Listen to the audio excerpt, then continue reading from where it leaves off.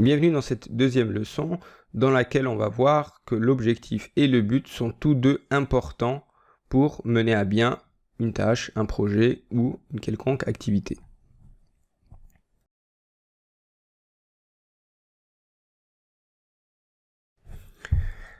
Alors, je dirais que l'objectif est nécessaire et le but est essentiel. Ce sont deux notions différentes, le nécessaire et l'essentiel. Le nécessaire, c'est ce qu'on doit faire, c'est une obligation, sans quoi il n'y a pas de résultat. Mais en même temps, c'est pas essentiel dans la mesure où, en soi, ça n'a pas de sens. Ce qui a du sens, c'est le but. Donc il y a vraiment cette distinction à faire. C'est une différence non pas de degré, mais de nature. Alors, on va prendre des exemples pour illustrer ça. Donc on va prendre donc les cas où il y a un but et pas d'objectif, et des cas où il y a un objectif et pas de but. Et puis on prendra un cas où il y a les deux, et je vais essayer de vous expliquer un petit peu les conséquences que ça peut avoir.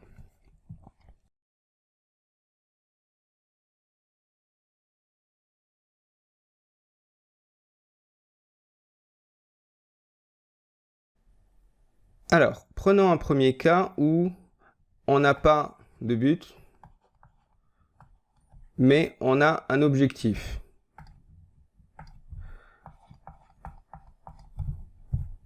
C'est par exemple quelqu'un qui travaille uniquement pour l'argent. Donc il a un objectif, c'est de gagner de l'argent, mais ce qu'il fait, il s'en fout complètement, c'est pas quelque chose qui l'intéresse, c'est pas quelque chose qui le passionne.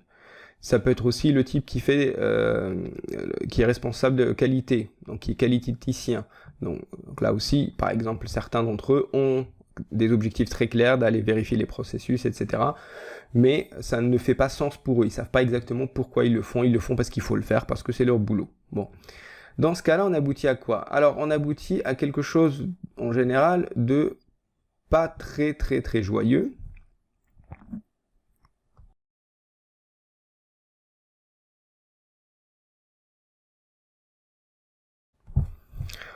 On aboutit souvent à ce qu'on appelle une usine à gaz. On aboutit à une usine à gaz puisque, en fait, on fait quelque chose qui n'a pas de sens pour nous. Et du coup, en fait, on se perd là-dedans. On se perd, ça n'a pas de sens. Alors, on a un objectif, donc on va essayer de l'atteindre. On l'atteint, on est content parce qu'on l'a atteint, mais sur la longue durée, ça ne tient pas. Ça ne tient pas parce que justement, ça devient quelque chose de très complexe et on ne sait plus pourquoi on le fait concrètement. Le type qui travaille pour l'argent, alors il peut travailler tant qu'il gagne un peu d'argent, il peut travailler, mais dès que l'argent arrive moins bien, en fait, il en a marre de son boulot parce que, en fait, il ne voit pas le sens que ça a pour lui. Et donc, en fait, on se retrouve dans quelque chose qui n'a plus de sens, qui n'a plus d'intérêt. Pareil pour le responsable qualité, donc ou le type qui fait donc de la qualité, qui vérifie les processus, qui vérifie que tout est en ordre, mais à la longue, il peut se poser la question, mais à quoi ça sert? Est-ce que ça sert vraiment? Surtout lorsqu'il remarque que, par exemple, ces process servent juste à être écrits sur un papier et c'est tout, et que les gens ne s'en servent pas vraiment. Donc du coup, ça peut créer effectivement des formes parfois de dépression à des moments où les gens se rendent compte que ce qu'ils font, ça sert à rien. C'est le cas aussi de l'étudiant, par exemple, l'étudiant qui a un objectif donc d'avoir ses examens pour avoir le diplôme, mais qui concrètement dans les études, ça l'intéresse pas. Les études ne l'intéressent pas. L'objectif c'est juste d'avoir le diplôme. Alors ok, s'il arrive au diplôme c'est très bien, mais après en fait il finit par détester les études. Il finit par détester ouvrir un livre parce que ça a été associé à quelque chose de contraignant, quelque chose qui est de l'ordre de la souffrance en fait. C'est ça qui est dommage quand on n'a que des objectifs et pas de but. Voilà, ça peut pas vraiment fonctionner.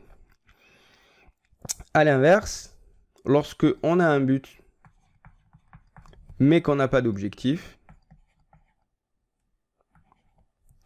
là, on arrive à des situations où on est plutôt dans les étoiles, on a plutôt des rêves, mais qui ne peuvent pas aboutir.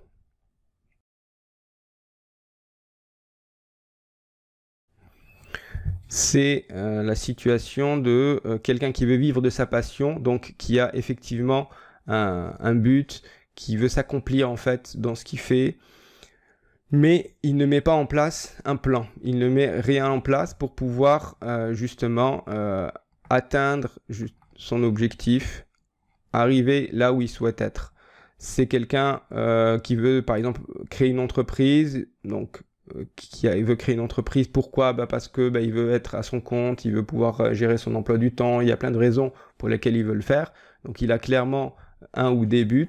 Par contre, il n'y a pas d'opérationnel. Donc en fait, le résultat, c'est que en fait, il n'est pas crédible.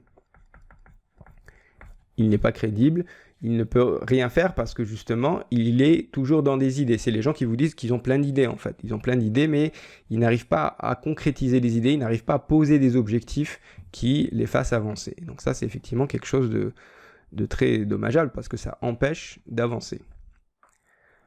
Autre exemple, c'est un collectif, par exemple, un groupe de personnes qui se réunissent autour d'une table pour parler d'un projet. Et donc, ils ont plein d'idées, il y a plein de volontés. Donc, ils expriment tout ça. Donc, ok, le but est là. Mais après, ils n'arrivent pas à passer à l'action.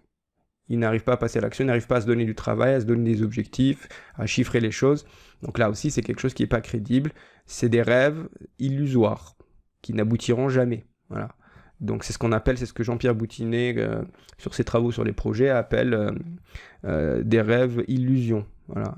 Des leurres. Dernier point, c'est justement lorsqu'on a un but et un objectif. C'est ça, en fait, qu'on vise. Il nous faut les deux. C'est la conjonction des deux qui va nous permettre de tracer une route qui va nous mener vers donc notre horizon, en tout cas celui qu'on espère. Les deux doivent être ensemble. Et c'est difficile de tenir les deux parce que les deux n'ont absolument pas la même logique, comme j'ai dit tout à l'heure. L'objectif, donc, est nécessaire dans la mesure où il est obligatoire. Il faut pouvoir poser des choses de manière claire, comme on va le voir juste après cette vidéo. Donc, je vais vous parler donc de ce que c'est un objectif, comment on le décompose et la méthode pour pouvoir en fixer un. Donc là, ça nécessite donc des compétences de contrôle, de structure, d'organisation, de méthode. Et donc, pas tout le monde a ça. Alors que du côté du but, en fait, on n'est plus du tout dans le nécessaire, on est dans l'essentiel. Donc là, on est plutôt dans quelque chose qui est de l'ordre des valeurs, de la réflexion, des désirs, des émotions. Et donc, être capable de sortir et le but et l'objectif, ça nécessite d'allier deux choses qui ne vont en général pas ensemble. D'ailleurs, souvent dans les entreprises, l'un travaille contre l'autre. Hein. Il y a des entreprises qui sont très bien organisées, très bien structurées, mais où le but n'est pas clarifié. Et donc, ça ne donne pas sens aux gens. Il y en a d'autres, c'est l'inverse, où en fait, ils veulent faire plein de choses, mais en fait, ils n'arrivent pas à passer à l'action, parce qu'ils n'arrivent pas à poser des objectifs.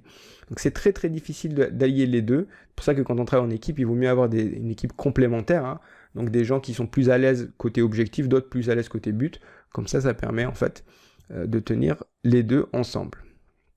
Voilà, donc dans la prochaine vidéo, on va parler de l'objectif de manière un peu plus détaillée, c'est-à-dire comment on décompose un objectif. Et je vais vous prendre un exemple de quelqu'un, par exemple, qui veut créer une entreprise. Voilà, comment il va s'y prendre justement pour rendre son objectif un peu plus concret, un peu plus praticable.